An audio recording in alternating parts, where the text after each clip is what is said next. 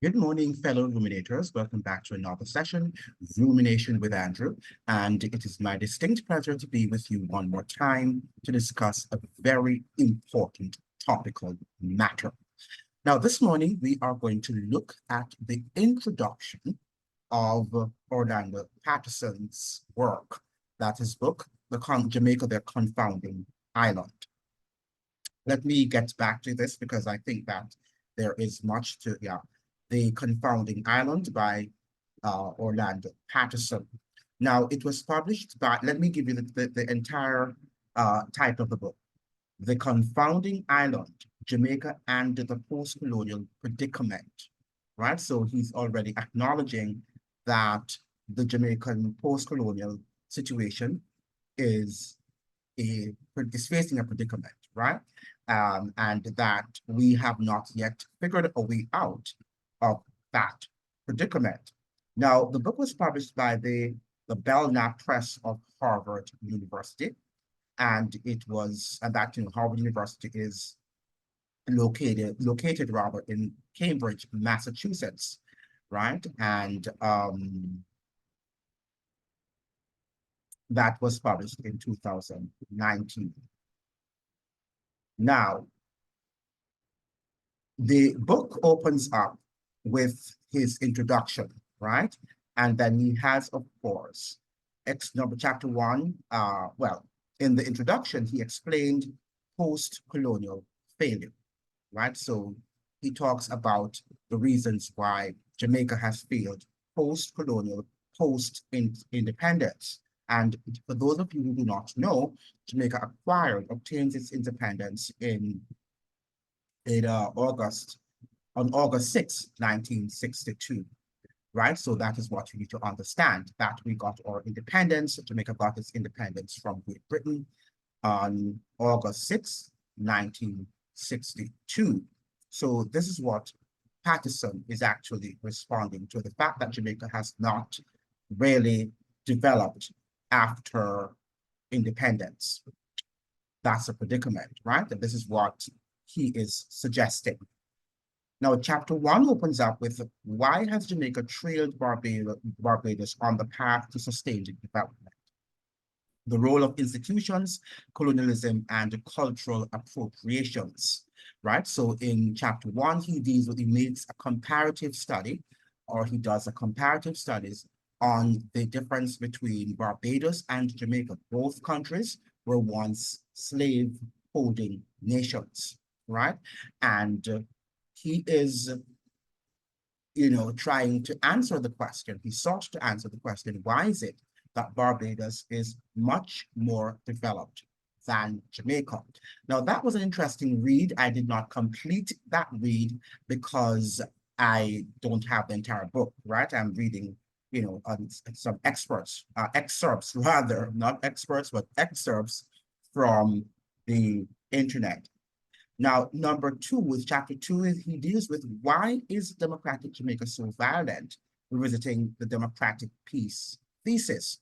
Now, in this chapter, Orlando Patterson dealt with the fact that, it's alleged by political theorists and experts, that's political scientists, theorists, and experts, that, a democratic society should be peaceful, right? Because that's why we have freedoms and people should be happy within their democratic framework.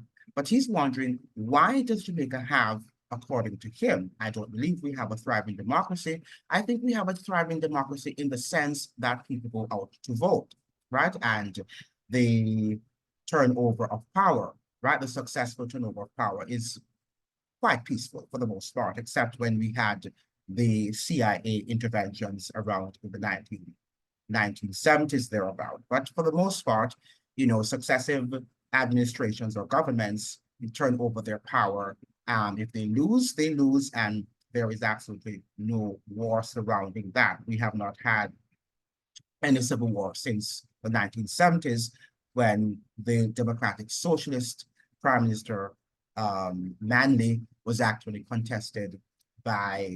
his power was contested by Edward Seaga, who was a pro-CIA, pro-US government prime minister. Now, Chapter 3, he's asking the question, were female workers preferred in Jamaica's early economic development and employment, urbanization, and gender among the post-colonial proletariat, right? That's chapter 3. Now, the part 2 of his book, because his book is divided into 3 parts, and part 2, he has 3 cultural puzzles. And so this would now be chapter 4. Why are Jamaicans the fastest runners in the world? The industrialization or the institutionalization, sorry, not the industrialization, but the institutionalization of athletic prowess, in which he talks about the fact that, you know, Jamaicans winning the or being known to be athletically inclined, right? And it's an athletic powerful, it's an athletic powerhouse in terms of a country, that I should say. Now, he argues that the fact is that we have institutions in Jamaica, very formidable institutions in which these athletes are trained, right? And they're well oiled, well, they're not economically well oiled, but they are well ordered and established. And this is for years, right? This has been going on for years. It's not because Usain Bolt eats yams, as this ridiculous statement by many white people are suggesting, right? It's because in Jamaica, people place a lot of emphasis, and we have strong institutions in which these athletes, these upcoming athletes, can train and gain recognition.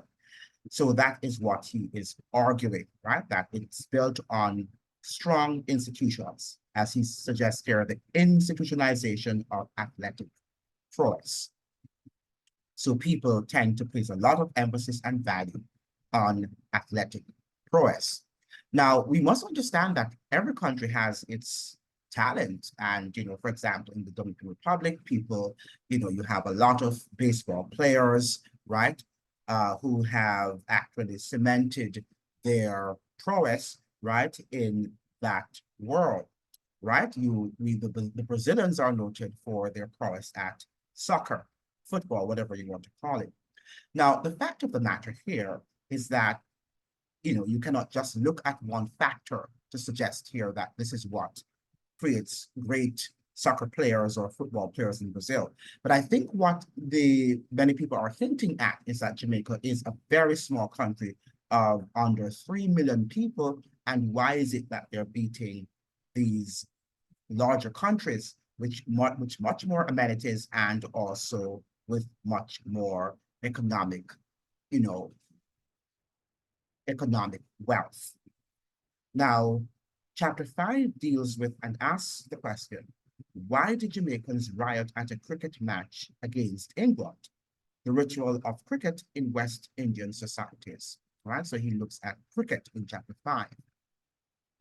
Chapter 6 opens up, why does globalization not produce cultural homogenization rather? Why does globalization not produce cultural homogenization? And that's the example of Jamaican reggae music. Part 3 now, the failures of policy and politicians, right? And chapter 7 here, we have why do policies to help the poor so often fail? So why do policies to help the poor so often fail? A Jamaican case study. And 8, he talks about sad about manly portrait of a flawed charisma. And then he has epilogue. Now, this morning, we are going to be looking at some insights that he has really shed on the Jamaican post-colonial predicament, right? So please join me in assessing some of these insights that Professor Orlando Patterson is sharing with us. For those of you who do not know, Professor Orlando Patterson is a renowned Jamaican professor at Harvard University who has been teaching there from the 1970s. His main area of expertise, academic expertise that is he is a historical sociologist, right?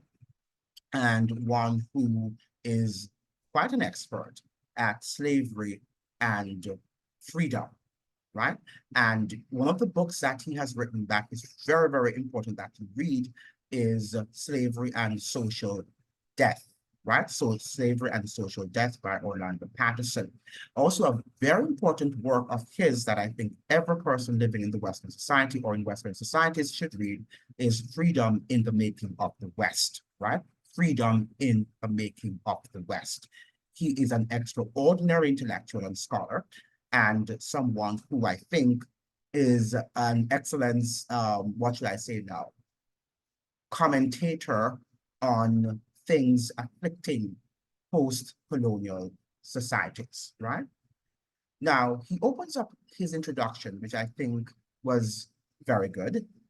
And he says here, there are few places on earth more confounding than Jamaica, right? So, of course, the title of his book is Jamaica, the Confounding Island, right? Jamaica is a country of many paradoxes, right? And even Jamaicans themselves sometimes cannot unravel what really this nation is all about, right? A lot of times we don't know what's going on in that country. Now, a little island he's suggesting here, barely the size of Connecticut. It has a larger global profile than countries hundreds of times its size. And that is true, that many people, when they inquire, how big is Jamaica? And people tell them that's a very tiny island, right, of under 3 million people. Some people say that it's 3 million, some people say it's 2.9, some say it's 2.8. That's also not a mystery. We can, a small island, and we can never get the exact number of people who live on the island. Right? It's always 2.8, 2.7 million people, or some people say 3 million. I can't state here unequivocally the exact or precise number of people who live on the island. But I do know that it ranges between 2.8 to 3 million people that live on the island. Now, so he's suggesting here that why is it that's this small island, this tiny island of 3 million or just under 3 million people have this global appeal, right? This is something that boggles the mind. And when you think about it, that it's not an industrialized society, right? I still would rank Jamaica as an agricultural society, even though we're not really producing any form of agriculture, but it's still in that sort of time period, right? I think that's what it is in that sort of era. I think what we do, we jump on the bandwagon and we talk about globalization and we talk about AI and all of that thing. But I think that's also a Caribbean experience and third world experience on the whole, that we just run with the times, even though we are behind the times, if you know what I mean, right? So it's something that we have to get together and know that we are not, it's almost like an adult, or a child wanting to be an adult before time. And I think Jamaica behaves as if it's an adult when it's still a child in terms of its development, right? I think that we're still in the late 1960s, if you will. I don't think we have moved beyond that, economically, that is, right? Economically, I'm not here speaking. Of course, I was about to say I'm not speaking socially, but the economic development also impacts on the social well-being, right, and social development. So maybe I should not say that. Now, it is often, Patterson continues, it is often condemned for, so he's saying that, yeah, for all the spectacular performances by its stars and the worldwide impact of its cultural creation. So, for example, reggae music and the creation of lots of sports stars, right? Music and sports stars, right? Then he's saying it is often condemned for the depravity of its gangsters and racketeers and the failures of its economy, right? So that's the paradox, right? So while it's being praised, right, for stars such as Usain Bolt and Bob Marley, but yet still it's also known for its condemned, right, as he's suggesting here, for its failures of its economy and also for the depravity of its gangsters and racketeers. And that, I think, is true. But in all of this, as Professor Patterson is suggesting here, Jamaicans, and I quote, are all too aware and selectively proud. I like the word that he uses here. We are selectively proud because we select what we want to select to be proud of the island. When a lot of times, if we look at the big picture, we will see that there is not a lot to be proud of. Now, individually, people can be proud of their achievements, like the Usain Bolts and the Bob Marley's. Well, Bob Marley's no longer alive, but his family members can be proud of his achievements. But it does not necessarily mean that it is an achievement collectively, right? Even though some attention will be, of course, some light will be shed on the island because that's where he was born. But the fact of the matter is that it's not going to result in the development of the island. And I think Jamaicans tend sometimes to conflate both, that the success of an individual citizen means therefore that it's success for the entire nation. And that is not true. That is why we've got to get our acts together. Now, because we tend to see ourselves much bigger than we are, he is quoting from this creolized expression, that's Jamaican creolized expression, which suggests here, we little, but we talawa, right? Which means, for those of you who do not know Jamaican language, okay, we little, but we talawa means, it's a Creole expression meaning we are little, but so mighty, right? We are little, but so mighty. So Jamaicans see themselves as a global powerhouse, even though they are not. Right? So that might be some form of schizophrenia, I don't know, or we're living in a delusional country, right? With delusional people.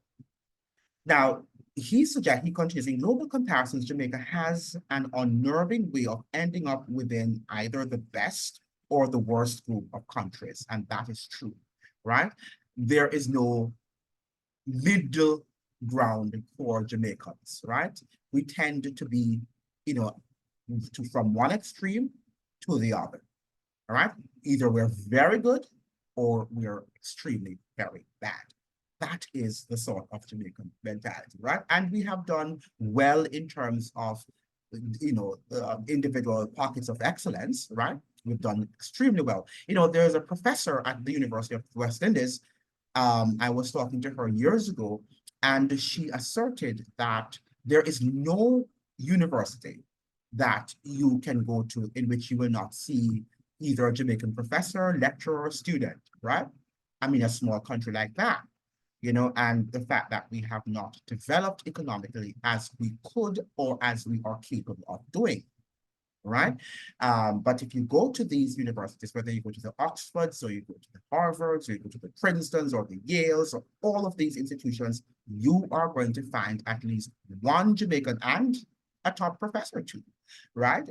Or number of students who are studying at these institutions, right? Jamaicans are everywhere. They're everywhere. And that's something also that is quite confounding for a small nation, right? You go to Alaska, right? Russia, wherever you go, you are going to, in many cases, right, come up on a Jamaican. It's almost like we're omnipresent, right? Jamaicans frequently claim that with over 1,600 places of worship, the country has the greatest number of churches per square mile in the world, which suggests a truly God-fearing group of people, right? So he's suggesting here that Bermuda and Malta may have more in per capita terms, right? So we think that we are the ones in terms of who have the most churches per capita, but he is suggesting here that Bermuda and Malta may have more in per capita terms. There are sometimes some myths that we share. I was talking to somebody on last Friday about coffee. And Jamaica tends to believe that the Blue Mountain coffee is the best coffee in the world, right? And that's also a myth, all right? We might be the 6th or the 7th most favorite coffee, or we are ranked thus, right? As the 6th most favorite coffee, or, in terms of taste to the world. But Colombia is ranked #1, right, as having the best coffee in the world. But you cannot convince any Jamaican at this juncture, right, that the Blue Mountain coffee is not the best in the world, because we have grown up and we have been told so. And many Jamaicans believe that particular myth. But sometimes we need to delve into some of the myths and to unlearn them, right, and become aware of the facts. There's a book also that I'm reading about Bob Marley called So Much Things to Say. And it's written by Roger Stephens, right? And I think he is one of the authorities, right, on Bob Marley. He's an American who resides in California. And he opens up his book by quoting one of Jamaican folklores, right? And in which states thus, that there are no facts in Jamaica, there are different versions, right? There are no facts in Jamaica, there are different versions. And I say that, and I might say also that that is applicable to the world in general, that there are no facts, right? There are different versions. In other words, there are different narratives of that particular fact. So when somebody tells you that Jamaica has the best coffee in the world, therefore then that's their version, right? But it's not a fact. Now, one of the things that is interesting is that that is also shared among other people because, in the Dominican Republic, also people think that their coffee is the best, right? So we tend to want to think that, whatever comes from your whatever cultural artifact, your country is the best, where as far as that is concerned. Now, he's talking about the fact that the whole matter of the number of churches per square mile, yet we are deemed to be one of the most murderous and violent countries in the world. That's something to ponder on, right? That even though we have so many churches per square mile, right, and people are free to worship, because that Jamaica has perhaps one of the greatest foundations of religious liberties in the world, right? You can be whatever you want to be. If you want to be a Rastafarian, if you want to be a Jew, if you want to be Muslim, and they have all of that down there contending, but nobody is fighting. And that's something that is interesting. And I did write an article and I sent it to the Jamaica Observer and the Jamaica Gleaner that they have not published about corruption. And I said there a fun fact, and I said that, what should I say now? I believe that, people tend to believe that religion is a contentious sort of, institution, right? And I'm talking here about institutionalized religion. But as far as Jamaica is concerned, as we in that realm, in the religious realm, have much more liberty and is much more civilized. We are much more civilized, I should say, beg your pardon. We are much more civilized in the religious realm than we are in the socioeconomic realm, the political realm, I should say, right? So that is not true that religion is always divisive, because in Jamaica, it is not divisive. Yes, there are contentious arguments, right? And you can hear people on the streets, people who are Adventists and people who are Pentecostals and people who are Muslims and Jews, and they're arguing in terms of their religious views and viewpoints, right? And their different perspectives. Yes, you'll hear that, but there is no killing, right? I've never heard in Jamaica a killing of people based on a religious idea or a religious viewpoint, right? I've never heard that, but we hear constantly people killing over their political persuasions, different political persuasions, right? That's a fact, but not about religion. And that is something to think about. Is it the fact that we're now becoming an irreligious society? Because Jamaica is fast becoming an irreligious society where people are just moving along. I'm not sure if they're atheist or they're just agnostic. That I do not know. Now, he also mentions the fact of this religion that we have created, which is Rastafarianism. And for those of you who don't know, Rastafarianism came about in Jamaica in the 1930s, right? And it is a new religion that Jamaica has created. It's amazing also that an island of under 3 million people, right, has created a different religion in the Western Hemisphere. So he says here, Rastafarianism with followers all over Europe, I beg your pardon, America and Asia, and the high and soothing motto of peace and love. But that is what they proclaim, that's the mantra, right? That's their philosophy, peace and love. Nonetheless, he's saying here, it is one of the most violent, reckless, and downright sinful of all nations, right? This is what the professor is saying, that Jamaica is one of the most violent, reckless, and downright sinful of nations. And if we remember very well, Port Royal, right, that went under the sea, was it in 1494, I think? No, 1692. Yeah, it's not 1494, right? That was too early. I think Port Royal went under the waters in 1692 when you had that great earthquake. And at that time, when you're under the British buccaneers, right, when they were carrying on and, Jamaica was the center of the New World at that time, right? Much bigger in terms of its trade with England than the 13 colonies of the United States. Now, he's suggesting here that at one time having the highest murder rate that Jamaica in the world, and for most of this century remaining firmly in the top 10 most murderous places, right? So this is another confounding fact, right? This is a fact because this is known worldwide, right? That we are one of the most murderous places in the world. This is not the only version of the fact, it is the reality of lots of Jamaicans, right? A fact that is unequivocal, and that cannot be denied, right? So that is something that he's highlighting here. Now, he talks about the national music, all right, which is now international, which is globally influential reggae music with its national hero, Bob Marley. So he's suggesting here that even though people are arguing about Bob Marley becoming a national hero, he is already unofficially a national hero, right? Because he is, right, the face of Jamaica.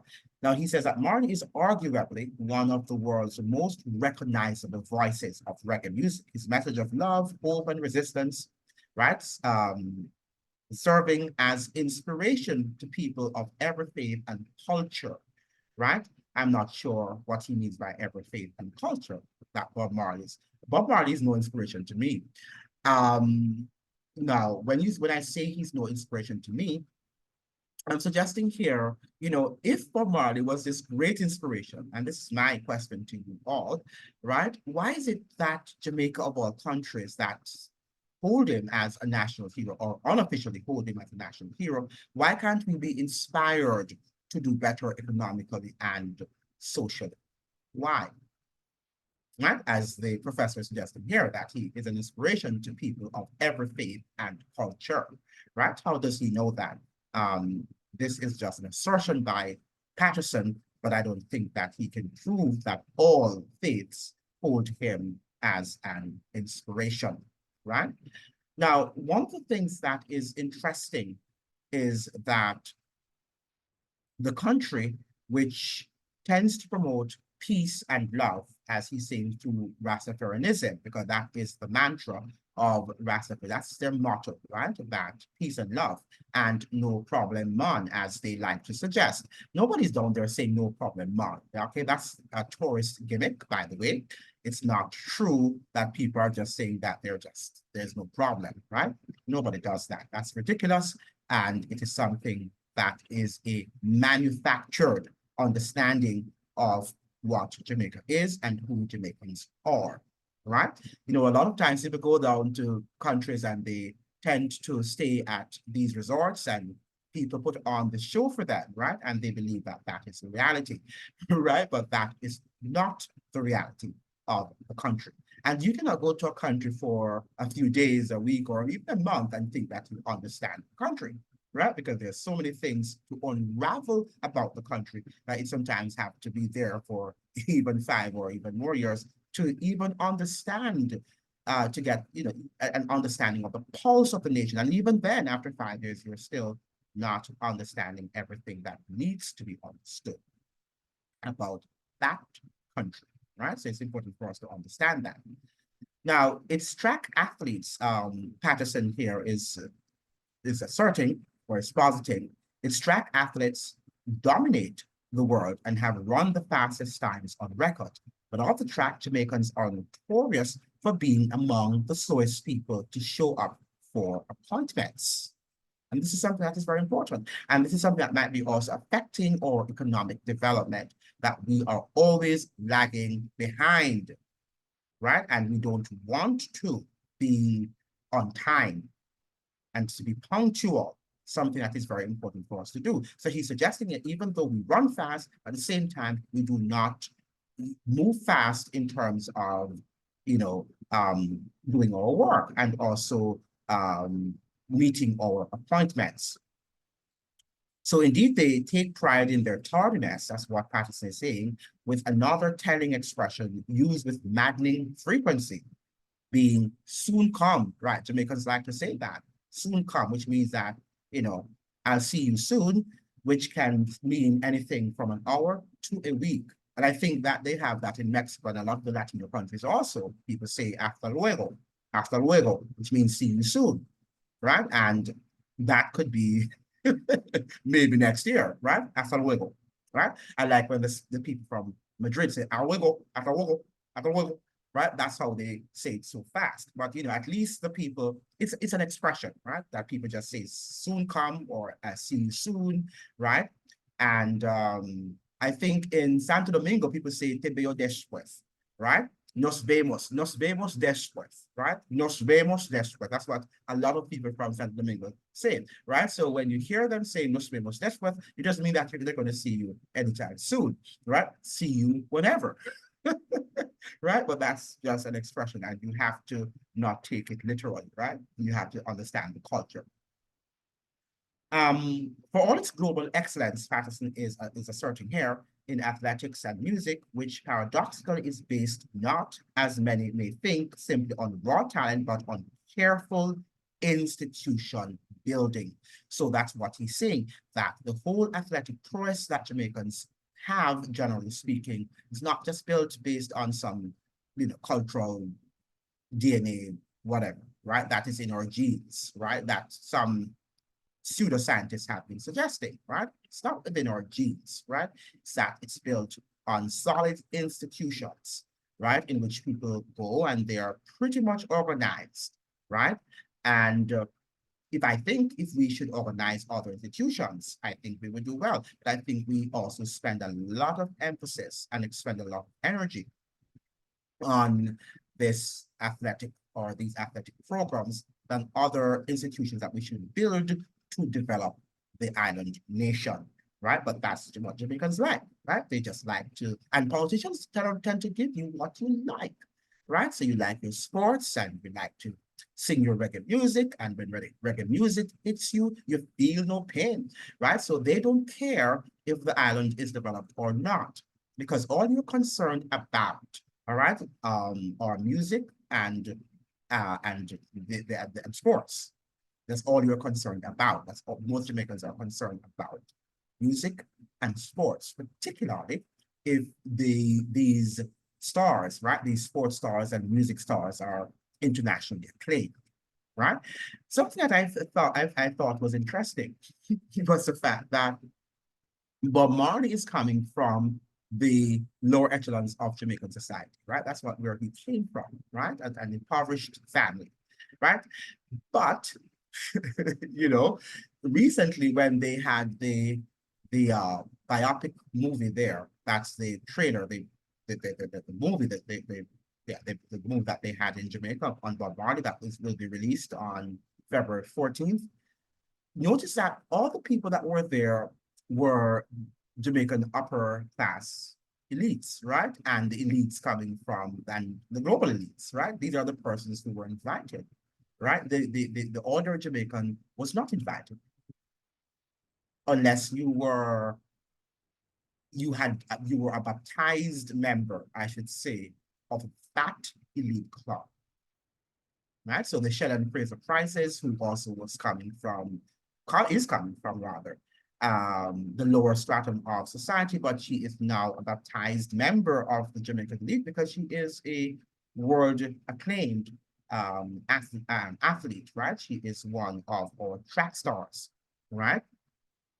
So she was invited, right? But I just wanted to present that to you, that people from the lower echelon society were not invited for that occasion, even though Bob Marley is your hero, right?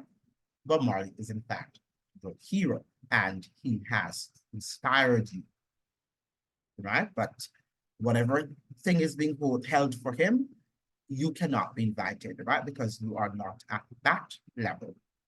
And I'm talking to you ordinary Jamaicans, right? The ones who are not a part of that elite club.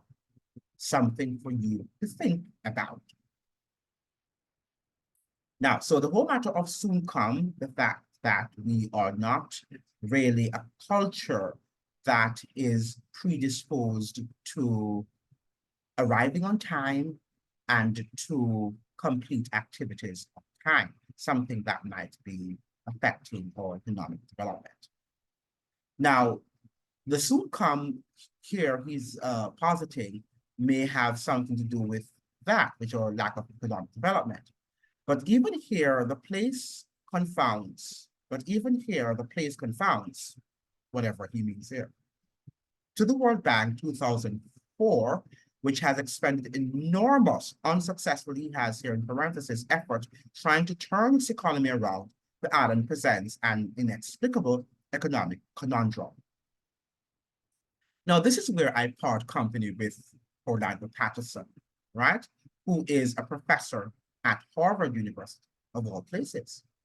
Now, I understand that the World Bank and the IMF, that's the International Monetary Fund, most of their ideologies come from these universities, from these top American universities, such as Harvard and the Columbias, right? And the Yales and the Princeton. So I am sure that Professor Orlando Patterson, the eminent professor, cannot critique in a balanced manner the World Bank and the IMF programs, their structural adjustment programs. I'm sure that he's allowed to do that as a bona fide professor at that university. So he's alleging here that the World Bank has expended enormous, and he has unsuccessful, in parentheses, effort trying to turn Jamaica's economy around. And that is not true, right? I would say, Professor, right, with all due respect, that they have expended an enormous amount of energy trying to destroy our economy. That is what they have done.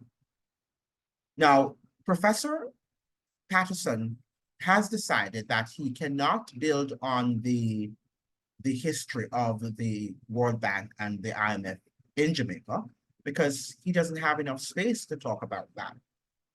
But that is also a very key part of our lack of development. Apart from the socio-cultural weaknesses, right, that he has enlisted, like the fact that we have not, the soon-come culture, and the fact that we tend not to be on time, right, and to take appointments seriously, yes, that also is a factor and a key factor, but you cannot ignore also the disastrous economic policies of the World Bank and the IMF. And the professor is just, mulling over these disastrous economic policies. I wonder what he was thinking. But of course, I understand that his editors would not allow him to be able to publish those important facts. Right? So, Professor, I think that your book is weak in the fact that you have left out such an important element of or factor in the discussion of our lack of economic development. Understandable, he's continuing, given that throughout that decade, and so he's talking about the fact that there were lack of economic development. Let me go back a thing here. The island presents an inexplicable economic conundrum, which it described in one of its country studies as the paradox of the 1990s. Right? Well, those of us who also understand what happened in the 1990s, we also know that there were other factors of globalization that of course, impacted on our lack of development. And for those of you who want to understand what happened in the 1990s and the impact of the negative, I should say, impact of globalization on the Jamaican's economy, you can go on Rumble or any of these other sites that these, what you call them now, independent media sites, websites, and you'll see, you know, a video on life and debt, right? And it's a video called Life and Debt. I think it was produced by Stephanie Black, right? So you can go and view that videos for yourselves, and you will see the impact, the negative impact of globalization on the Jamaican's economy. Now, understandable, given that throughout that decade and continuing in the 21st century, although its growth rate stalled or went negative, its poverty rate kept going down, right? So even though he's alleging here that in the 1990s, that even though the growth rate was very, very low, right? And the economy was not doing very well, we had negative economic growth. He's suggesting here that the poverty rate in Jamaica kept going down. But where is Professor Patterson getting the data from? Right? Where has he obtained his data? Right? And I would think from the World Bank. And in most cases, the World Bank and the IMF, they talk a lot of nonsense. Right? So I think that the professor has to be careful in what he is alleging, in what he's positing here, because that might not be the reality. As we say that in Jamaica, there are no facts, right? There are different versions of the facts, right? And here, the professor is postulating a different version of the facts, but I'm not sure if the facts on the ground would actually concur with what the professor is alleging here, is positing here. Now, he's saying that this defies all economic logic and the World Bank has all but given up trying to explain it. They can give up because they're also schizophrenic, right? And the World Bank has not been particularly a good bank for economic development, right? It is anti-economic development. And I think that Professor Orlando Patterson knows that.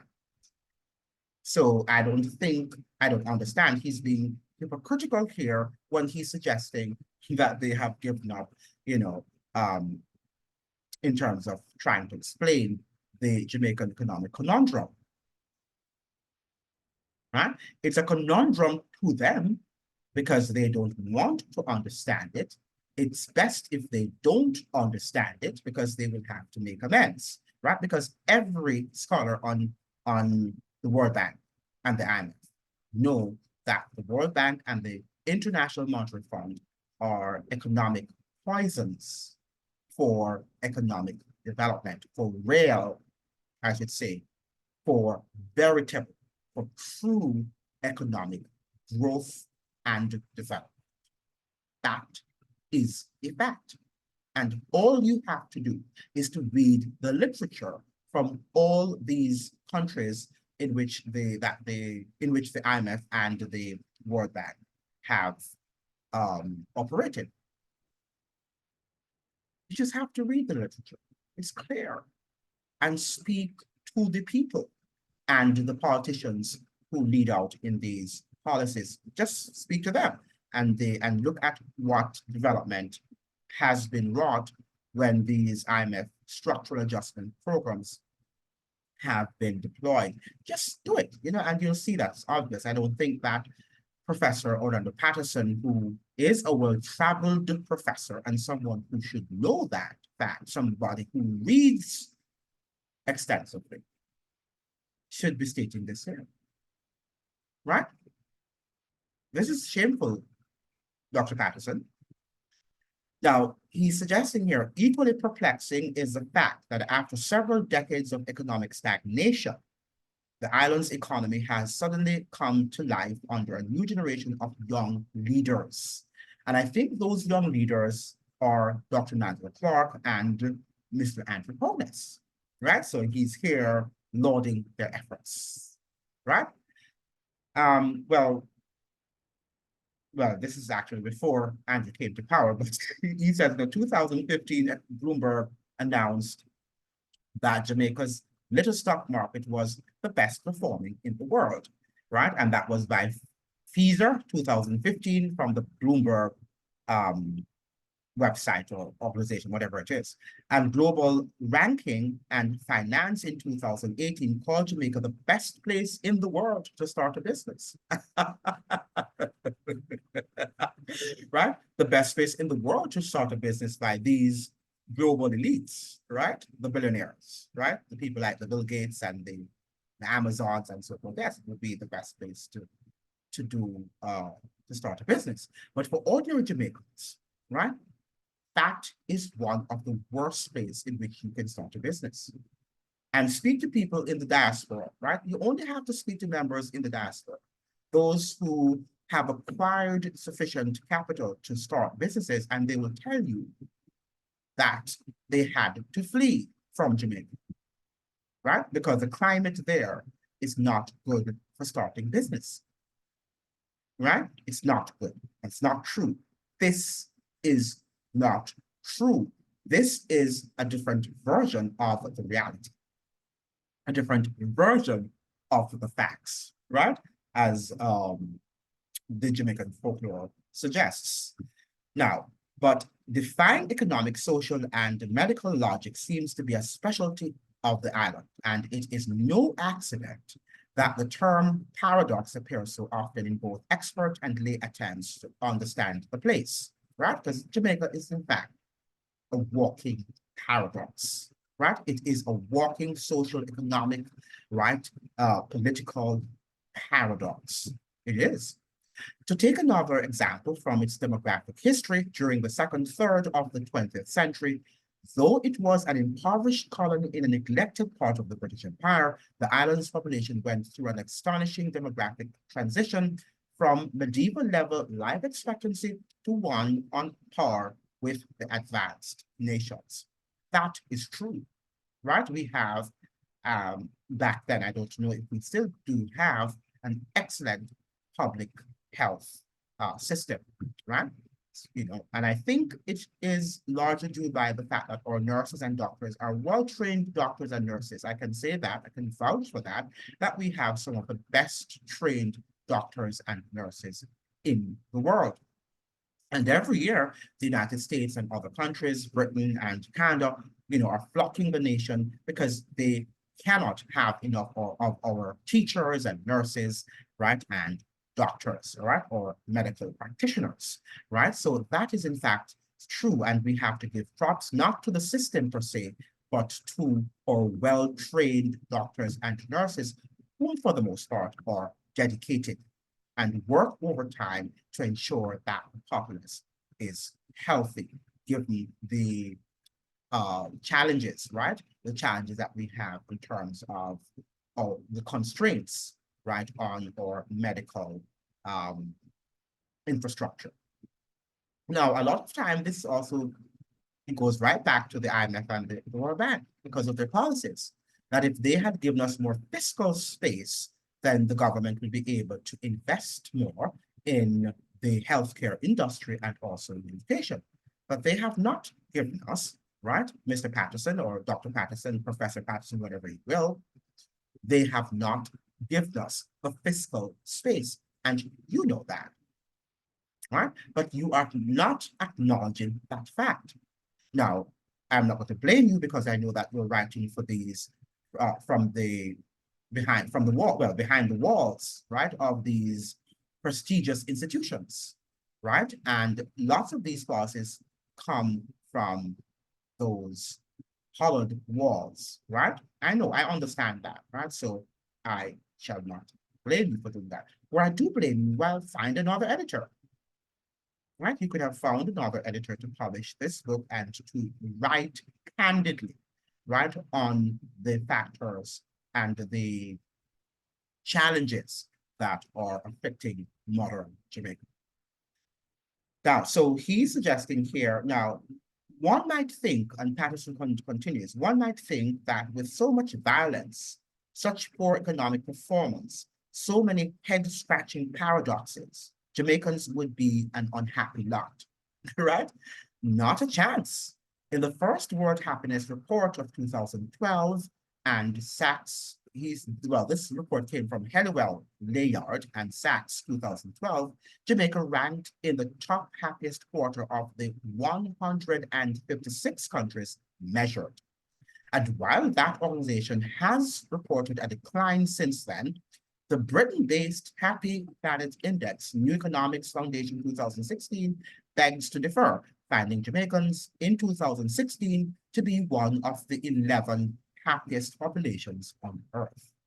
Because when reggae music hits you, you feel no pain, right? And that is why they're promoting Bob Marley to you. So they hit you with some reggae music and you can sing, and dance, right? Because that's what we like to do. You like to sing and you like to dance. And that is something that is interesting. One of the things that is, that interests me a lot, and I'm looking at the whole Bob Marley scenario, right? And I, recall, because you have to make connections. One of the things about education, people got to learn to make connections. If you're not making connections, you're not a critical thinker. And that is what I think is one of the deficiencies of the education system in the world, not only in Jamaica, but in the world at large, that people are not able to make connections.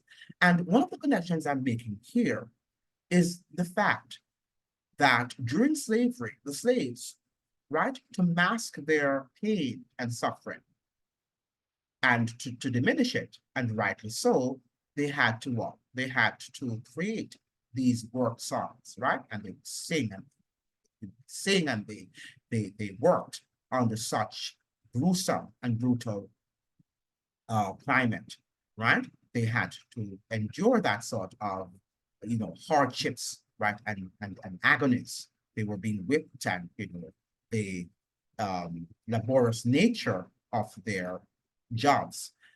The fact of the matter is, those work songs could not have taken them out of slavery. It helped them to endure the pain, but it could not take them out of the predicament of slavery, right? They had to build institutions. They had to elevate their standards. They had to learn. Most of the people, one of the reasons we got out of slavery was the fact that the people who were the slaves, well, the ones who had become free, right? The freed slaves, I should say, right? Because they had read and they were literate, they were able to organize. And that is how we came out of slavery, or our forefathers or ancestors came out of slavery. It is not by just sitting on the plantation and singing, when reggae music hits you, you feel no pain, because that is nonsense. That is utter nonsense. For you to think that you are going to sit and listen to Bob Marley's music or music from Michael Jackson or whomever from your celebrities and think that that is going to help you, that is going to elevate your standards, because it is not going to do anything for you but to present you into a delusional world. Might uplift your spirit for a short moment, as it did the slaves, right? But after they, sang the whole system of slavery, they had to confront. They had to confront the realities of the harsh realities, I should say, of slavery, right? They had to confront the harsh realities of slavery. So music, yes, can be inspirational, but music cannot take us out of our socio-economic predicament. It can inspire you while you work, right? But if you're not working, it cannot miraculously. And I think that is what I consider to be worship and religion. That is why we're worshiping Bob Marley, because we think singing Bob Marley's song and, you know, living off that sort of fame, the world fame that he has, this international fame that he has, is going to make us better country, going to make us a better country. But that is not going to make us a better country, right? We have to work, work, work if we want to become, you know, a more, what should I say now, prosperous country economically and in all facets of our existence. So that is what we are, that we, even though we are facing strong and some very, you know, rigorous and, what should I say now? We are being confronted, right, with some very serious challenges in our economic or lack of economic prosperity, lack of economic performance, yet still we can be described as a very happy nation, right? Happy, but murderous nation, right? Happy, yet murderous nation. Wow. As a Jamaican and historical sociologist, that is Patterson speaking here, I have pondered Jamaica's problems for most of my adult life. My first academic work, Patterson, 1967, explored one major source of its problems, that for nearly two-thirds of the 5 centuries since its European discovery by Columbus in 1494, Jamaica was a slave society. I think he's giving here some very important facts, historical facts. All the more compelling a factor given that the 183 years of British plantation slavery from 1655 to 1838 may possibly have been the most brutal in the abominable annals of slavery. Now, Orlando Patterson has always said this, something that perplexes my mind, and I'm not challenging him on this historical fact that Jamaica, you know, had the most abominable system of slavery, the harshest system of slavery in the Western Hemisphere. It's hard to wrap my mind around that. Even harsher than it was in Haiti, I often ask myself, but he said that it was harsher than the system that existed in America. And that system was very harsh. But I think one of the arguments that he has advanced for it being so harsh is that the British were very intent on maximizing profits over people, right? And they did everything that they could to maximize on their profits. And one of the things they would do is to just work the slave until the slave died. And so Jamaica was not a society that reproduced. While in Barbados, in North America, the slaves reproduced, they procreated, they had slaves, but the slaves in Jamaica weren't able to do so because in many times they did not survive and they kept on importing more slaves as they died. And the slaves, as you know, that they imported were mostly men. So at one point in time, you had far more men on the island than you had women. Right? So think about that, try to wrap your mind around that the population would not have increased. Something to think about, right? And the sort of barbarity displayed by the British slave masters, right? Something to wrap your mind around. The British spared, this is what Patterson is saying, and it's for you to take stock, right? The British spared no quarter in their extreme exploitation of the island and of the Africans imported as slaves to work, the sugar plantations, coffee farms, and cattle pens. For over a century, Jamaica was the most lucrative, and this is an important fact. For over a century, Jamaica was the most lucrative colony in the British Empire. It was the most lucrative, a small island nation that you call Jamaica, a constant mine, whence Britain draws prodigious riches, according to a contemporary cited in Bernard 2001. Its trade with Britain outstripping that of the American colonies. The small island nation of Jamaica, when America used to be a colony of Great Britain, which then was 13 colonies, right? Our trade with Great Britain at the time, before America became independent, okay, was superior to that produced in the American colonies. Have you gotten that fact? Have you digested that? So let me read it again. It's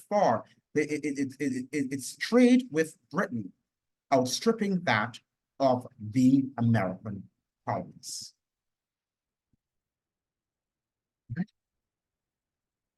Right? This is the extent to which the Brits went to exploit the labors of the slaves on a small island nation. Right? And this brutality hasn't changed that much. The Americans are not different. Right? What the IMF and the World Bank are doing in Jamaica and around the world, right, is similar.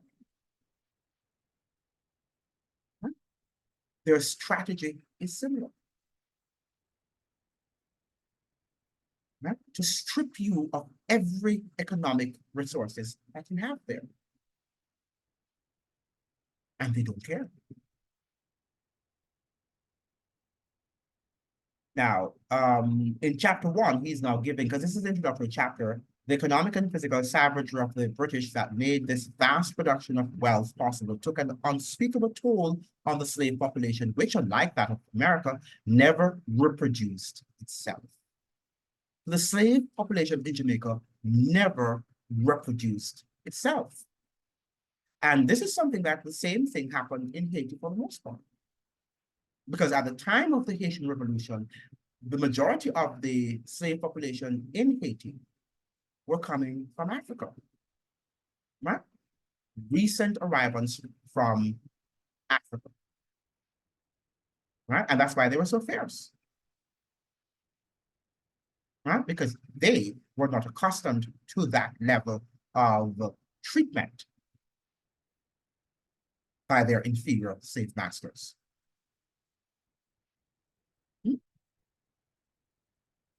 Something to think about.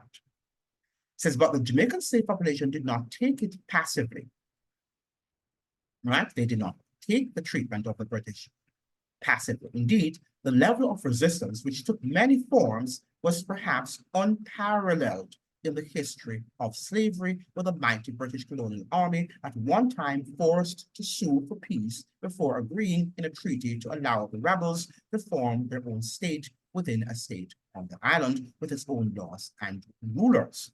And for those of you who do not know, these are the descendants of the Maroons, right? The Maroons fought the British and let them know that they are not going to tolerate their behavior, right? And the British were forced to listen to them and to form a treaty with them, a peace treaty with them, right? And I think that we sort of know that history. So this is how modern history began and emerged in Jamaica. That is after the matter of the genocidal destruction of the once abundant indigenous Taino population, which the Spanish accomplished in a mere 30 years. It is a past drenched in blood like no other place on earth. So the violence started with the Europeans, right? The fact that Jamaica is a violent country, I think he's making here the connection with slavery and the fact and colonization, that it was a brutal and violent system. And that is what I would like to ask Patterson. Now that you understand that this system was so violent, the European system of slavery, that is, why do you think that democracy is peaceful and that Jamaica is a conundrum? Because it's violent, right? Because the Western European nations have always been violent. And you know that, Patterson. America is also a violent country. And it exports its violence around the world. That's what we're seeing in Haiti and other places in the world. American engineered violence, right? But one would think walking the streets of most American cities that that country is peaceful, that it's a democracy that is peaceful and heavenly, a paradise on earth. Yet, when we look at the realities of US foreign policy, we see otherwise. When we look at the history of Western Europe and the wars that have been waged there and their violent system of slavery, how can you think that democracy and peace are compatible? I think, Patterson, that democracy and violence are compatible. Right. Yeah. Not democracy and peace. Perhaps if we were living in a dictatorship, because if you go to Cuba, for example, or perhaps you might go to North Korea or another place where you have an Iron Man, and yet the violence is from the top. Yeah, so you're going to have violence there too. Just it's not told, right? But on a superficial level, that's where you would see a much more peaceful society, or superficially so, right? That appears on the surface. Beneath the surface, the violence is there because the politicians are going to be the violent ones in these dictatorships, right? But in most democracies, right, or democracies generally tend to be violent. I think what Patterson here is alluding, or should have stated clearly, is that the more economic development you have, and the more the wealth is equally distributed, it might diminish on the violence in these democracies. So I think that's the point you perhaps want to highlight, Dr. Patterson, right? But to suggest that it's a conundrum where you have a thriving democracy like you have in Jamaica, according to you. I don't believe Jamaica has a thriving democracy. It's a free country. But when you say a thriving democracy, do you think the people are able to make decisions and that we consider the politicians to be the servants of the people? I don't think so. I think that the politicians are, what should I say, benign dictators, right? They're not the ironclad dictators as you'd see in Cuba and in North Korea, but they are benign dictators. And I call them the political economic elites. Now, so he talks about that. In chapter 2, he says, why is democratic Jamaica so violent? I think we have talked about that. We don't need to extend that. In chapter 3, he says, I take it another claim about Jamaica's unusual pattern of development. In an early work, the well-known labor economist Guy Standing argued that Jamaica was unusual, not only among post-colonial societies, but in the development of capitalism, in its male labor force remaining chronically unproletarianized, and further in its woman being brought into the labor force and proletarianized. What I'm seeing that word, to a far greater degree than its men. So that's chapter 3. Chapter 2, part 2, right, deals with the three cultural puzzles, shifts to a consideration of more cultural processes during the post-colonial period. And as I have emphasized elsewhere, Patterson 2014, there can be no rigid separation of the cultural and the structural read economic and political institutional structures in the social sciences.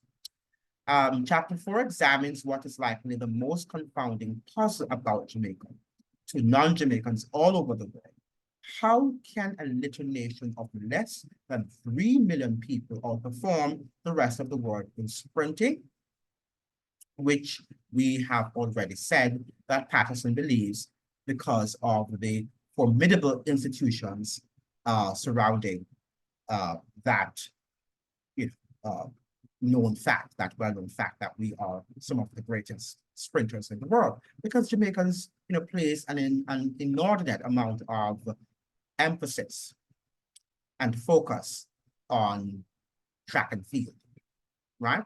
From you were small, a little child, people have been running, right? And they, spend a lot of time on that. You also have the boys and girls championships, right? Which many people don't know is very well organized. And that's a yearly event in Kingston. And most of the schools in Jamaica participate, right? And it's very well organized and well put together. Now, I think if we should place a lot of emphasis on other institutions, like our economic institutions, I think we could do equally as well. Because one of the things you have to understand about Jamaicans, nothing that they put their minds to, they can't achieve, right?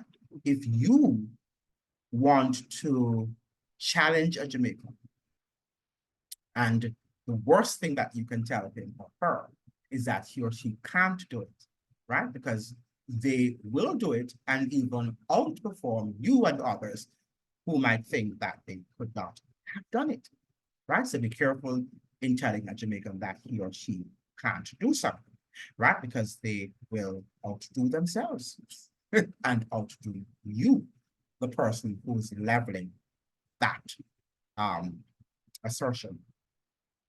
Now, the two chapters that make up chapter 3, the failures of policy and politicians, focus on the politics and policy of the 1970s, generally considered the most critical and damaging period of post-colonial Jamaica. So the 1970s, he's suggesting here, is considered, that was the key moment for which we should have been developed. And we did not gain that development. And as I have said before, I think the truck of development has been parked since then, has been parked. And I'm not sure if the problem is with the engine or with the muffler or with all the other parts of the truck, but the truck seems not to be able to move and the engine cannot start. So something's wrong with that truck of development, right? And Jamaicans need to fix that truck so that it can move forward, because we are still lagging behind. He says here, I was special advisor for social policy and development to Prime Minister Michael Manley and served on the nation's Technical Advisory Council. Those were heady days. This is what Patterson is saying, because for those of you who do not know Jamaican history, that was a time that the CIA was involved in the politics of the island, because they were opposed to the policy of the social democrat or the socialist democratic president or prime minister, if you will, Prime Minister Michael Manley, right? So the island's first decade of post-colonial development appeared at first to have been a great success, certainly when measured in macroeconomic GDP terms. So this is the 1960s that Jamaica like to talk about, right? That, wow, we were doing exceptionally well during the 1960s, but this is what Patterson is saying, and rightly so, right? He says that, so we were measuring that in macroeconomic GDP terms, which showed a robust growth rate of 4.5%. But as in many other countries at that time, the national mean income data bore little resemblance to the lived experience of the mass of the population. And if Patterson is now saying this, that's what happened in the 1960s, 1970s, early 1970s, that is, not the late 1970s, right? How is it that he thinks now that what the Bloomberg and these global ranking organizations were saying, right, is true? That Jamaica is one of the best countries to start up a business, and that our economy is doing very well. right? And that it's an economic conundrum as far as he's concerned, because we have been having negative growth for decades, and yet still we are one of the best countries in the world in which to do business, right? I think that that is also a macroeconomic perspective, Dr. Patterson. And I think you should make the point to the World Bank that you seem to esteem so highly, that the same thing here that you're saying here, that the lived experience of the mass of the population is not reflecting that reality, right? This economic growth and this 4.5 unemployment rate that the World Bank and the government in Jamaica are touting, right? That reality I should say, that reality is not the lived experience of the masses of people on the island. And you know that, Orlando Patterson. You are aware of that. Now, chapter 3, far from declining, there was a massive increase in the level of unemployment, accompanied by serious disruption in the agricultural sector, tremendous growth of the urban population, nearly all of it in the wretched slums, and circled the shorelines of Kingston, soaring inflation rates, and an escalation in crime and violence. So this was happening at a time when macroeconomically we were growing very well. Although I was involved with a range of policy programs, my work was focused on the alleviation of the problems of the urban poor. So that's what he was doing. His work was focused on the alleviation of poverty among the urban poor. I had been engaged with the urban poor from my high school days when I lived for over 2 years in the Jonestown, then known as Jones Pen neighborhood, which bordered on the notorious Denham Town and Trench Town, the latter made famous in the lyrics of Bob Marley. Later, as an undergraduate, I did research on the sex workers of East Kingston, on unemployed youth, and on the newly emerging Rastafarian religious group, having been present at the moment of their millenarian crisis in 1959, when the ship of their god, Haile Selassie, failed to turn up to take them back to the paradise of Ethiopia, as they had fervently been led to believe. These experiences, Patterson here is suggesting, provided the materials for my first novel, The Children of Sisyphus. And that's a very important novel to read, which was written largely when I was an undergraduate, and which has subsequently become a required text in the high schools of the island. So that is something that needs to be recognized. His book needs to be read, a book that needs to be read, The Children of Sisyphus by Dr. Orlando Patterson. Now, this is what is very important in the text, and something that will spark the interest of most Jamaicans, because when you mention the name Michael Mann, who was also another hero, right? Another man, I should say, that is deified in Jamaica, or for most Jamaicans, not for all Jamaicans, but for the most part, those who are part of the People's National Party, right? They deify him, the most honorable Michael Manley. So let us see what he has to say about the honorable, the most honorable, I should say, because Jamaicans have some of the most, right? Well-decorated titles in the world, right? They like to have these titles, right? The most honorable, when they're not even honorable, they're the most honorable, right? Finally, I came to what has been and remains for me one of the most difficult experiences to write about: my relationship with the view of Michael Manley. It is presented indirectly in chapter 8, which I originally wrote as a foreword to his daughter's memoir. Listen to what Patterson is saying about his experience with Michael Manley. I first met Michael Manley along with his father, the great and much revered founder of the Jamaican nation, Norman Manley, when I was an undergraduate at the University of the West Indies. That was the University of the West Indies in Kingston, Jamaica. We stayed in touch during my graduate studies and subsequent faculty appointment at the London School of Economics, right? So Patterson was also a faculty member at the London School of Economics. I thought he only studied there, but he also became a bona fide faculty member. Why not? He's a brilliant scholar. It was partly to join forces with him in opposition to the governing Jamaican Labour Party that I quit the faculty of the London School of Economics and took up a position at the University of the West Indies in Kingston. By 1970, I despaired, not disappeared, right? By 1970, I despaired that the People's National Party, as Manly's party was called, would ever win in light of the growing authoritarianism and corruption of the ruling party, which in 1968 had resorted to the expulsion of a popular lecturer and friend of mine named Walter Rodney from the island because of his association with the urban poor. For those of you who do not know, Walter Rodney, who wrote the book How Europe Developed Underdeveloped Africa, right? How Europe Underdeveloped Africa by Walter Rodney.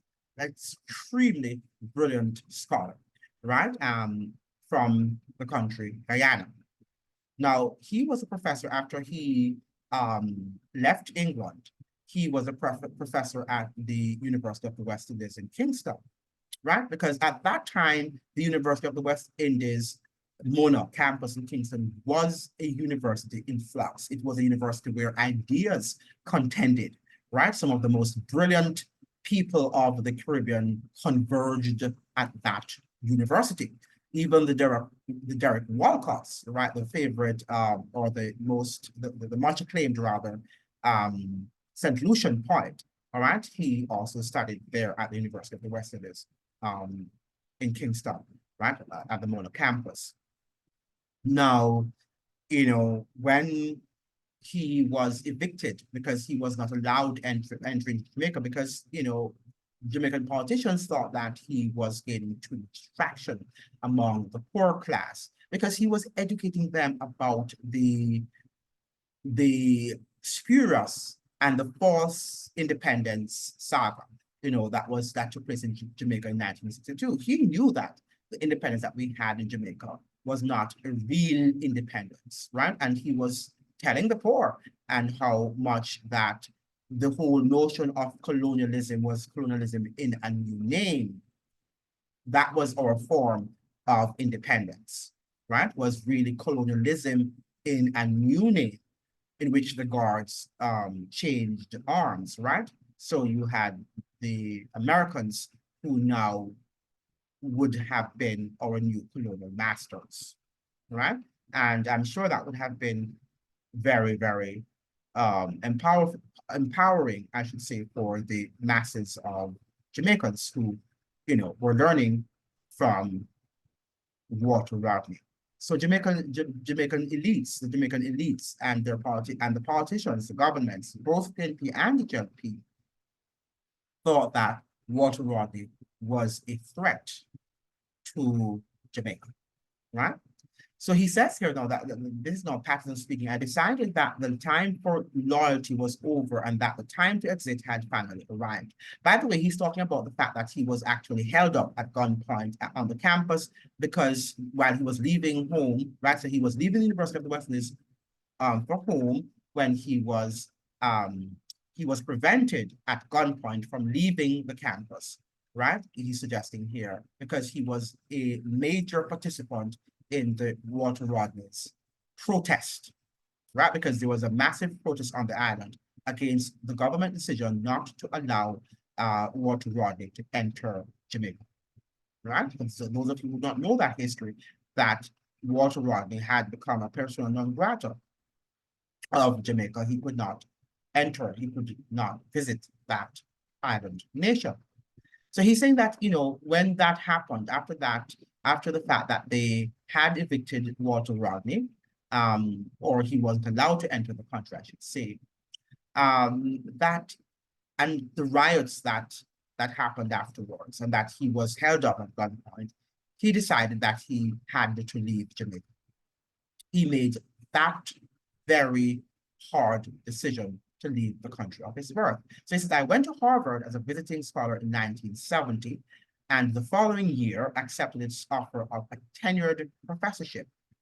Not long after my move to Harvard, however, the political tide turned, and 2 years later, against all expectation, Manley's party won the elections, thanks in good part to the strong support of the urban poor and the reggae musicians. So the poor people and the reggae musicians, right, brought Manley, as he's suggesting here, to power, right? They rallied their efforts around him. Manley wanted me to return home, but the pull of scholarship and family responsibilities made that difficult. Indeed, I divided my time between Harvard and his office. The program we pursued was called perhaps too grandly democratic socialism. So he is acknowledging here that he and Michael Manley devised that program, democratic socialism, right? And of course, here, Patterson is coming from a left-wing university, Harvard University, right? So he has, a left-wing persuasion, right? An orientation in left-wing philosophy and also at the London School of Economics, because that is also another socialist school, right? That would have indoctrinated Patterson into the beliefs of socialism.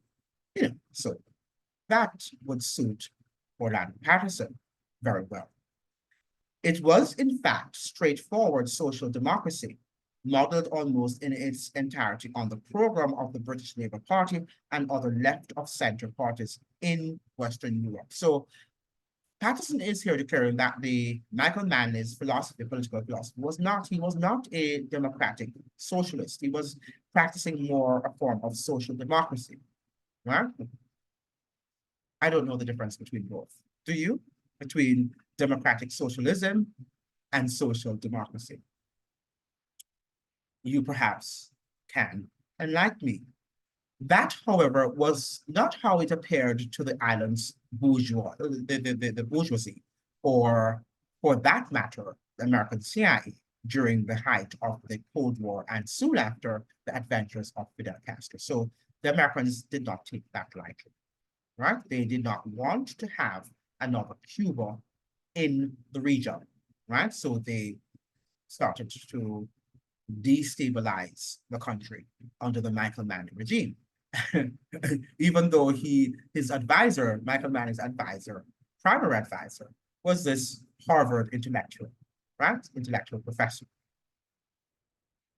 Now, listen to what Patterson is saying. Our failure, so he's acknowledging that he is a part of the failure of the Jamaican experiment of the 1970s. Our failures, however, were largely self-inflicted.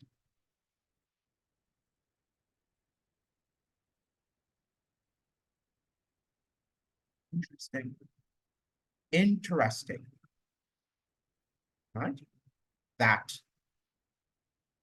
his failures, or our failures, referring to the Michael Manley and his failure, were largely self-inflicted.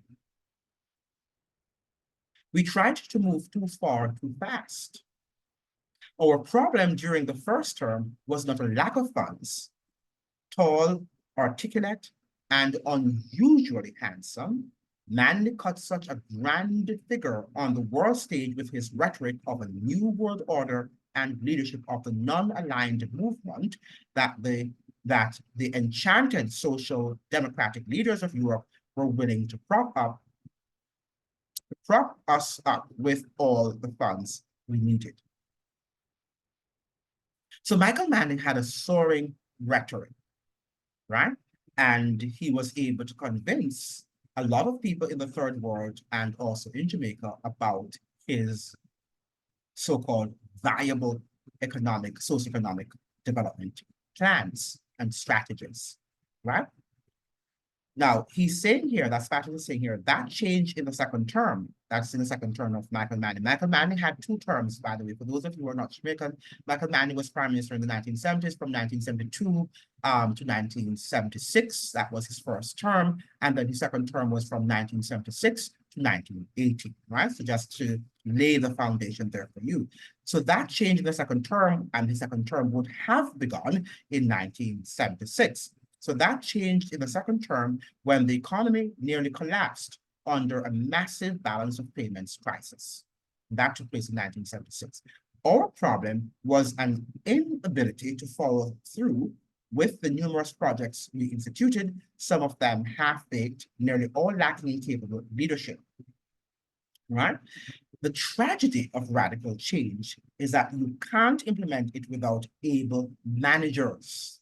And that's what Jamaica lacked and still lacks, by the way. But such reform, accompanied by reckless revolutionary rhetoric, I like this expression, reckless revolutionary rhetoric, is exactly what is guaranteed to send the bureaucrats fleeing, especially when it was a virtual mark of status among them to have a visa to and bank account in not so distant America. Right? Monetary capital flight was swiftly followed by human capital flight. Those of you who do not understand Jamaican history, during the period of the 1970s, most of the upper elites, right, the upper classes and the middle classes left Jamaica, right, fleeing with their capital wealth.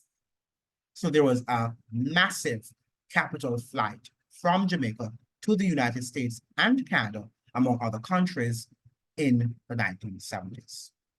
That further impoverished the island. However, the movement's biggest problem may well have been Manley himself. It was a sight to behold him, the charismatic leader par excellence, holding a crowd spellbound in rapture and adulation. On the stage, transformed by his own dazzling rhetoric, he was given to talk of demolishing capitalism brick by brick. And yet, he could be quite distant in personal interactions unless he was making an effort to charm you into adopting his point of view.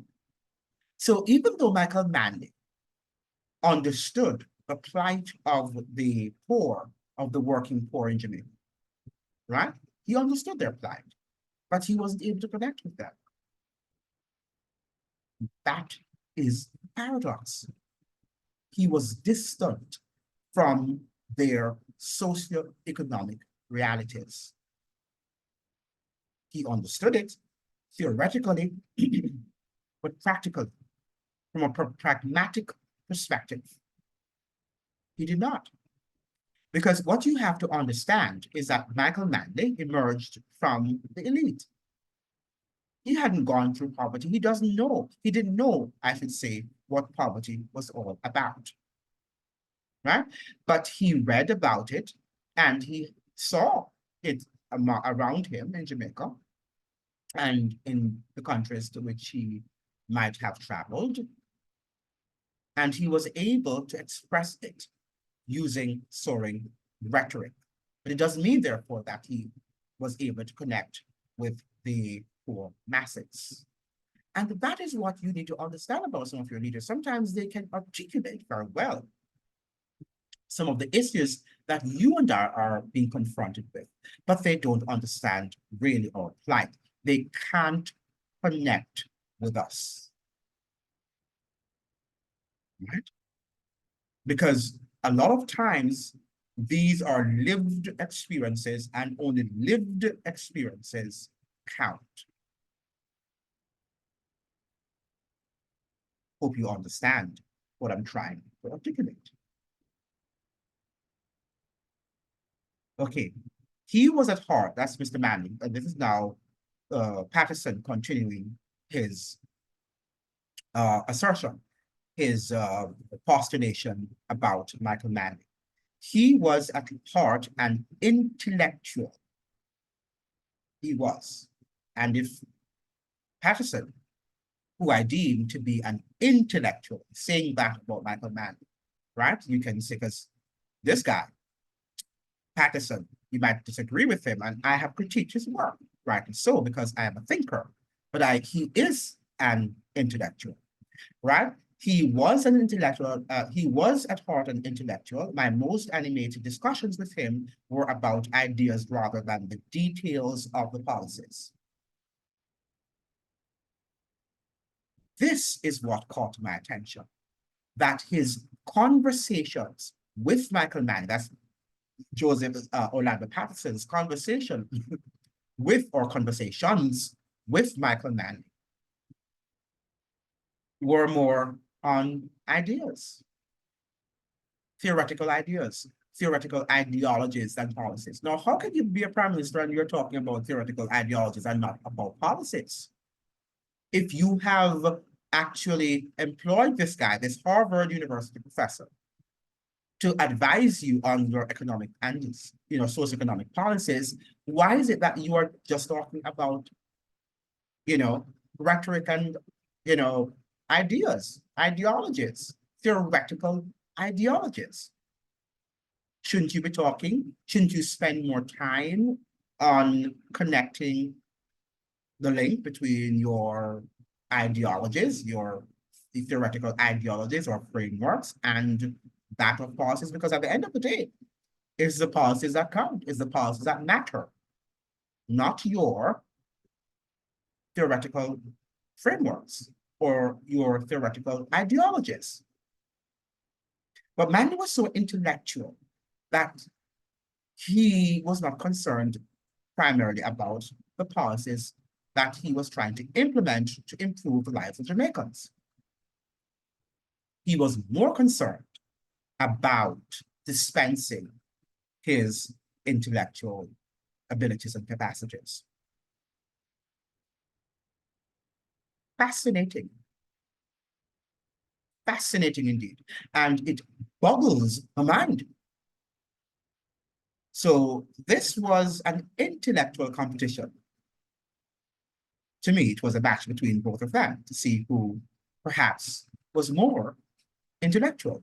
Or perhaps Michael Manley wanted to learn from the eminent Harvard professor. Don't know which is true, which version of the facts is true, right? Because as the folk tale suggests, there are no facts in Jamaica. There are different versions. Now, Patterson continues, his public life was one of utmost propriety, honesty, and integrity. So that's his public life, but he had two lives. He had his public life, and just like we do, and he had his private life. Unlike nearly every third world leader of his day and this day, he left office with less money than he had when he entered office, right? So Michael Manley left office poorer than he had entered office. Remember, he's now from the elite class, right? So Michael Manley was not brought up into an impoverished home. He was not brought up in an impoverished home, I should say. He emerged from an elite Jamaican family. Remember now that his father, Norman Washington Manley, is perhaps one, or is known as one of the founders of independent Jamaica, right? So his father is known as one of the founders of independent Jamaica, and he was one of, that's Norman Washington Manley. He was an acclaimed, a very distinguished and eminent legal scholar, right? But his private life, that's Manley's now. So his public life was one of honesty and dignity and propriety and honesty and integrity, all those lovely words, right? Didn't steal. Well, according to what Patterson is suggesting. I would like to know though, well, let me read this. But his private life, because sometimes I want to run ahead of myself, right? I'm like that, I think a lot and sometimes think too much. But his private life was marked by ruthless selfishness and sexual exploitation, ruthless selfishness, and sexual exploitation. Now, let me not go ahead of myself again. So, shall we continue? With the exception of two of his five wives, so Michael Manley had five wives. The beautiful third one, who died young in his arms. The older fifth, one in whose arms he died. He broke the heart of nearly every one of the many wives and lovers who succumbed to his irresistible charms. Alas, he was an enigma also to his daughters. Listen to what Patterson is saying about the giant, the intellectual giant, Michael Manley. I was so perplexed by Manley that I have never been able to write directly about him. So even to his daughter, who wrote a memoir about the man, wrote a memoir,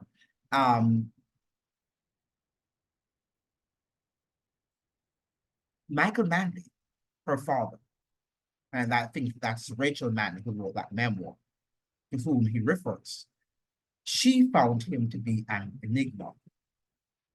Professor Orlando Patterson is saying that he sees Michael Manley as also someone by whom he is perplexed, right? Something to wrap your mind around. Interesting. It was not until his eldest daughter, Rachel, a talented memoirist and novelist, honored me with a request to write the foreword to Slipstream, a daughter remembers, her revealing memoir of her father's dying days, that I found the will to write about him. I was able to do so only after absorbing the hauntingly beautiful prose that carried her memories of life in the ebbing slipstream of her father. I did not have much to add to her revelations, really, but what little I did is about all I ever wished to say about the man who so confounded us.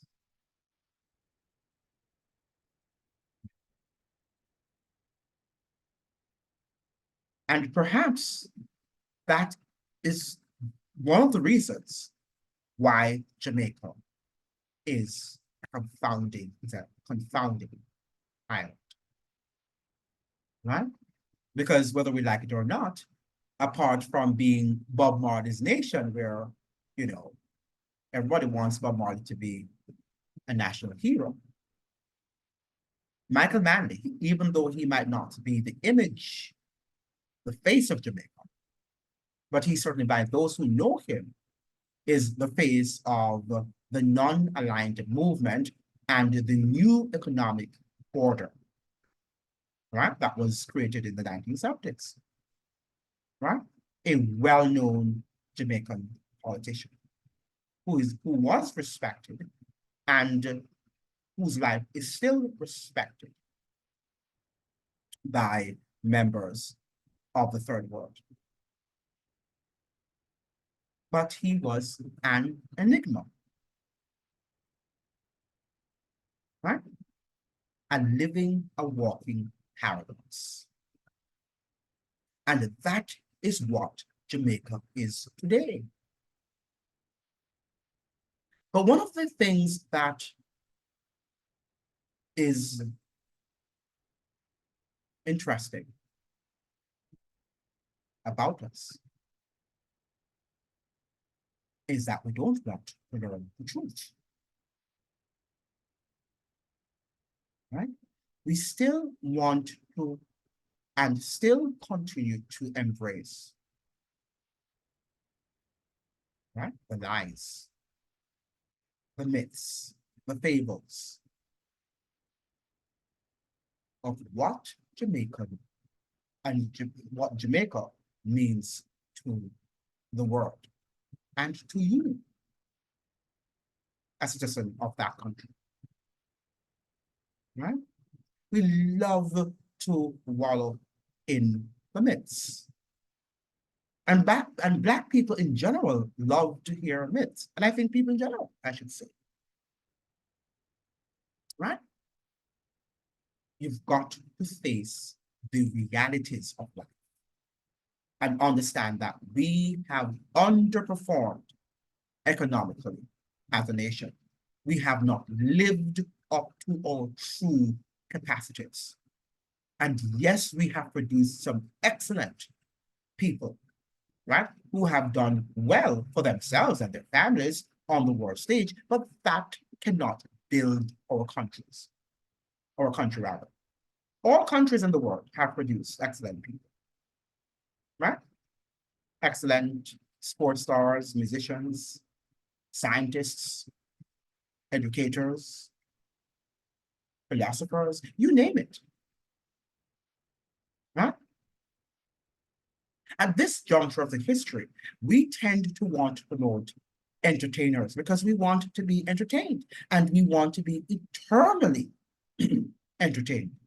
Because when reggae music hits you, you feel no pain and you begin to dance. And we think that is the essence of what Jamaica, I'm sorry, what Jamaica is all about, right?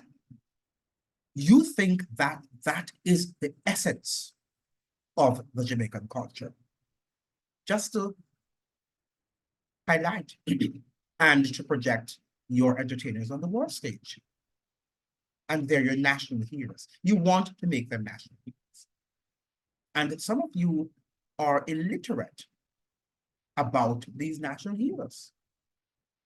And even if you have some literacy about them, you cannot make the connections so that you can think critically about them and the impact that they have had on that island nation. It's time for you to take stock. Jamaica is indeed a confounding island, and it is confounding because we like to embrace myths and lies and fables, and not the truth that will set us free. Thank you so much for joining. I hope that you will be here for another chat when I upload another video. Have a great day. See you then. All the best. Adios.